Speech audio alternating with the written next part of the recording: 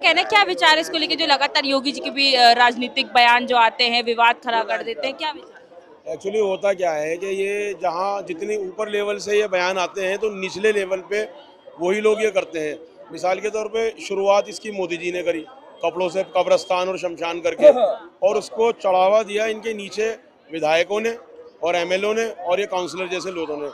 जैसे अभी पचपड़गंज का जो विधायक था जिसने कहा कि तेरा नाम क्या है, नाम लिख, उस बेशर्म को शर्म नहीं आई कहते हुए तो गरीब आदमी के पास जाकर जनता का विधायक होकर और गरीब छोटे मोटे काम करने वालों से कह रहा है कि तू ये कैसे लिख लेगा, अपना नाम लिख, तू कैसे हिंदुओं को ये बेच रहा है। ये तो बहुत शर्म की बात है। यानी कि एक तानाशाही की भी हद होती है, जहाँ लोग अपना जो है जीवन व्यापन करने के लिए इस टाइम समय जद्दोजहद कर रहे हैं और वहाँ हिंदू मुसलमान का जहर फैलाकर ये लोग देश में ऐसा माहौल बना रहे हैं जिससे जो है बंटवारे की राजनीति को जो है ये प्रेरित कर रहे हैं।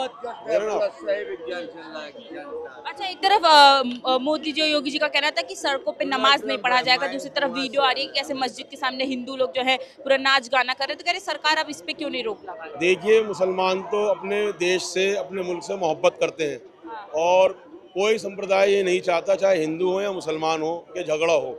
ये कुछ शरारती लोग होते हैं जो करते हैं। जब तक सरकार इन लोगों पे बैन नहीं लगाएगी साफ मन से, कुछ नहीं होगा, क्योंकि पाले हुए तो इन्हीं के गुंडे हैं ना। बजरंग दल हो, समझ रहे हैं ना, हिंदू वाहिनी हो, या इस तरह के बहुत सारे गुट हो, इससे क्या मैसेज जाता है? हमारी दुनिया में इमेज क्या है? या एक तो तरफ मोदी जी जो है मुस्लिम 57 देशों में जाके अपना कद ऊंचा कराने की कोशिश करते हैं। क्या उन लोगों को पता नहीं है कि हमारे साथ क्या हो रहा है? आहिस्ता आहिस्ता उन लोगों को पता चल रहा है और हमारे देश की छवि बहुत खराब भी हो रही है। समझ रहे हैं ना आप? ये तो हमारे देश के लिए भी बहुत बुरा है, क्योंकि मुसलमान जो है वो अल्पसंख्यक नहीं है। भारत में मुसलमान दूसरी बड़ी आबादी है, ये आप समझिए, दूसरी बड़ी आबादी है। 25 करोड़ से प्लस मुसलमान हैं, देश की दूसरी बड़ी आबादी है। उसको साथ लेके नहीं चलोगे, मन में द्वेष रखोगे, तो देश को नुकसान होना ही होना है। समझ रहे हैं ना आप? सबको साथ लेके चलना पड़ेगा, जब ये देश तरक्की करेगा, नहीं तो नहीं कर सकता अन्यथा। तो क्या लगता है जो चीजों पे बैन लगाई जा रही है, कानून जो आ रहे हैं, वो क्या एक तरफा रहता है? एक तरफा ही माहौल है। अगर आप इतने ही शाकाहार के पक्ष में हैं तो सबसे पहले तो आप बैन लगाइए एक्सपोर्ट पे। जो भैंस का, मांस का, गाय, जो सारा एक्सपोर्ट हो रहा है बाहर, और वो करने वाले चंद व्यापारी हैं जिन्होंने देश को दुनिया में ट्रिलियन बिलियन का जो एक्सपोर्ट होता है किलो का, उसमें भारत दूसरे नंबर पे है बीफ के अंदर। अगर आप इतने ही हितैषी हैं तो फौरन बैन लगाइए कि एक भी बीफ का जो है यहाँ से जहाज भर के नहीं जाएगा दुनिया में। एक तरफ तो मांस के आप विक्रेता बन रहे हैं बहुत बड़े दुनिया के, ऊपर से अपने ही गरीब लोगों को मांस खाने के लिए हंटर मार रहे हैं। गरीब के लिए विटामिन का सोर्स है मांस, और मांस मुसलमान नहीं खाता, मुसलमान ही नहीं खाता और लोग भी खाते हैं। जब देश के 90% लोग मांस खाते हैं तो उसमें मुसलमान तो 25% ही है ना। समझे ना आप? तो ये एक माइंड को डाइवर्ट करने के लिए, मुसलमान ऐसे भी हैं जो जिंदगी भर मांस नहीं खाते, जो मीट बिल्कुल भी नहीं खाते, तब भी वो मुसलमान है, अच्छा मुसलमान है। मीट खाने से किसी के धर्म, अगर आपको कोई प्रॉब्लम है कि मंदिर है उसके आसपास दुकान है, करो बंद। मतलब हमने तो ये देखा है बचपन से, अगर आसपास मंदिर होता है तो मीट वाले खुद ही बंद कर देते हैं कि हमें अच्छा नहीं लगता कि हमारे हिंदू भाइयों का त्यौहार है और हम मीट काटे, वो खुद ही बंद कर लेते हैं। और आप उस चीज़ को जो है इस तरह कर रहा हो, ये तो उन पे जुल्म है। 10 दिन तक वो बेचारे क्या करेंगे? वो गरीब लोग, मीट बेचने वालों के घर कैसे चलेंगे? मैं कहता हूँ जो मीट का व्यापारी या दुकान है शहर से बाहर होना चाहिए, और इसके साथ साथ जो शराब की भी दुकान है इसे भी शहर से बाहर रखना चाहिए। जिसकी जरूरत हो कोई स्वयं जाएगा। किसी भी शहर के अंदर मांस नहीं बेच सकते, क्योंकि मांस से होने वाले अनेक प्रकार के रोग होते हैं। चर्बी जब निकालते हैं, उसका छाला निकाल फेंकते हैं तो एथेन, मेथेन और न्यूट्रॉन जैसे प्रोटीन गैस। आपकी दुकानें भी बंद कराने की बात करें ना, बाहर लगाने की बात कर रहा हूँ, बंद कराने नहीं, बाहर। देखिए, पढ़े लिखे लोग ये जानते हैं कि मांस ना बेचना ये मूर्खता है। हर देश में, पूरी दुनिया में मांस बिकता है, इसको हम बंद नहीं कर सकते। पूरा देश शाकाहार हो जाए ऐसा हो नहीं सकता। समझ रहे हैं ना आप? ऐसा नहीं हो सकता। आपकी अगर आस्था है, आप नहीं खाते, वो अलग बात है, ये अलग बहस का मुद्दा है। लेकिन अच्छा, आपको लगता है क्या कि एक तरफा कानून लाती है सरकार, एक मतलब बैन करने का जितना बैन भी? करने की बात नहीं, मैं कह रहा हूँ शहर से बाहर होनी चाहिए। हाँ, ये बात सही क्योंकि है। शहर से बाहर इसलिए होने चाहिए, जो मांस जब काटते हैं ना, मांस का जो छिलका फेंकते हैं उसमें बहुत ज्यादा जहरीले पदार्थ निकलते हैं जो सड़ता है, और सड़ने की वजह से सबसे ज्यादा कैंसर भारत का शिकार हो रहा है। इसी वजह से दूसरी बात है कि मांस को अधिक बढ़ावा नहीं देना चाहिए, अनेक प्रकार के रोग का शिकार भी हो रहा है। मांस जिसे काटते हैं फेंकते तो एक दिन में उठाते नहीं है। फिर सरकार एक बार अगर बंदी करना है तो सरकार एक बार में कानून ला के बंद क्यों नहीं कर देती?